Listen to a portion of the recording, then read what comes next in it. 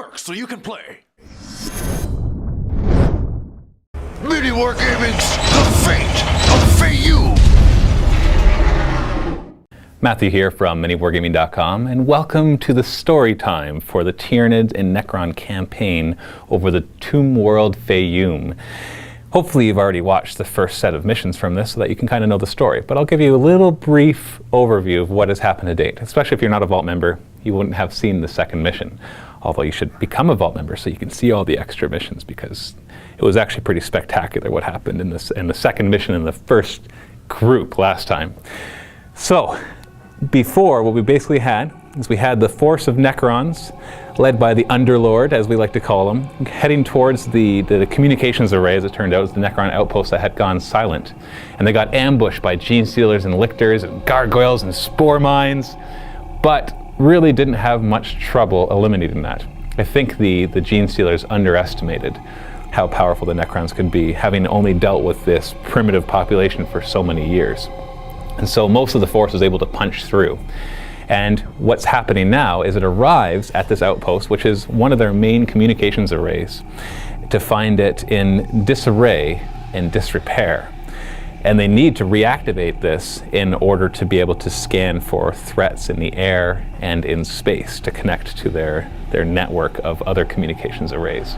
So one of the missions is going to be this force arriving at the communications array, but then discovering that the Tyranids are not far away. And the Tyranids, of course, sensing the presence of the Necrons there, start to come in waves. And so it'll be a defending mission where the Necron player is going to have to deploy in the middle and have wave after wave of Tyranids come in that outnumber him by quite a bit. In the other mission, Overlord Sobek not doing so well. This is a bit of a spoiler, so I really do encourage you to go back and watch the previous ones, as I'm about to spoil something. In his conquest to try to hunt down the Broodlord, his entire army got slaughtered, down to him. At the very last moment, it gets charged in by the Broodlord, who pushes the Gene Stealers aside and issues a challenge in some guttural voice or whatever the Gene Stealer does, and psychic to his head, or I guess Necrons aren't psychic. So however, he basically roared at him. And Overlord Sobek by that point was just so ticked off that all his other warriors had been destroyed and disassembled, and maybe he can repair them, but he was just so angry that he accepted that challenge, even though he was surrounded by dozens of Gene Stealers and other forces coming in at that very moment. And in a valiant effort, he moves up to the Broodlord and prepares his war scythe, and before he can even swing it, it is chopped in half, and he looks down and he's been sliced into pieces by the Broodlord's talons that are dripping with poison. And he falls to the ground, and the Gene Stealers swarm around, preventing him from being able to reassemble and reanimate. So instead, luckily for him, he's on his own tomb world, so a bunch of scarabs came up and collected all his pieces and pulled them down underground to be reassembled. A little time later, he's finally awakened from his reanimation chamber, and he comes out into his tomb world, and he starts to really assess how much damage has happened over the eons, and realizes that his tomb world has not really survived the eons very well. In fact, his whole tomb world is in disrepair, not just that communications array. So he does not have full access to all the forces he used to have back in his glory days of being a full Necron tier and then turning into a Necron at the time of the Catan. And so he realizes the first thing he needs to do is reactivate some very important critical elements. And so he moves over to the Scythe Matrix, which of course acts as the central hub point for the Night and Doom sides. But as he gets there, he realizes that another force has arrived. The Broodlord has come hunting his prey once again. And the Broodlord senses Overlord Sobek over there and comes into the same place and realizes the importance of the Scythe Matrix, having had more experience now with his enemies.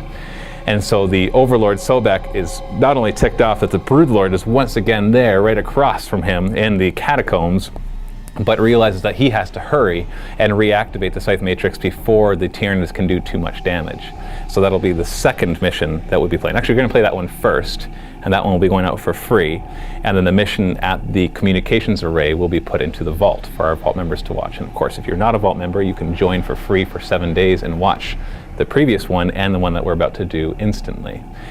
And on top of that, the Necron player had a very difficult choice to make. He was given a reserve of 300 points of Canop Tech units. So that would be like your spiders and your swarms, your scarab swarms and your wraiths.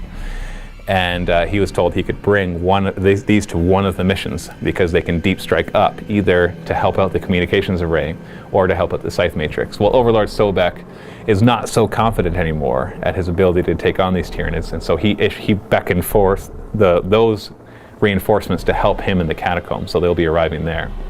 So he'll have a bit of an advantage in that mission, while the other one he will be at a disadvantage, but holding a defensive point, so maybe that'll help.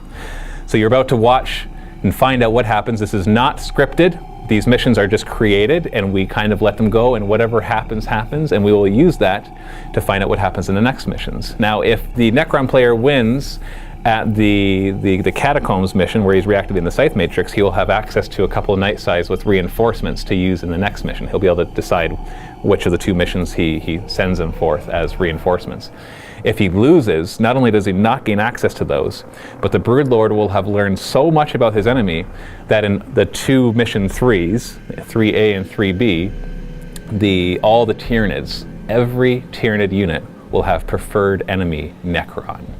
And so that'll be very devastating for the Necrons in mission 3, unless Overlord Sobek can man up and figure out how to finally take down this Broodlord and all his minions.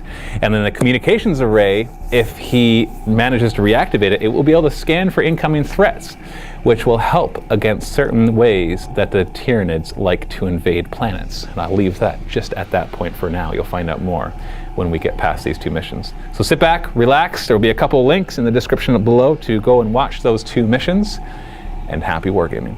And so what we did is we rolled for D6 plus 3 objectives. We ended up rolling us to have 7 objectives plus the one in the middle. And then we placed them just like regular objective markers. So we got 1, 2, and then we got a couple of these generator ones. Because really I wish they could all be generator looking ones, but we don't have that. So we're just marking it that way. So basically they form a circle. It's just kind of the way they turned out as we went back and forth. Each objective marker is toughness 6, 3 wounds, and a 3+ save.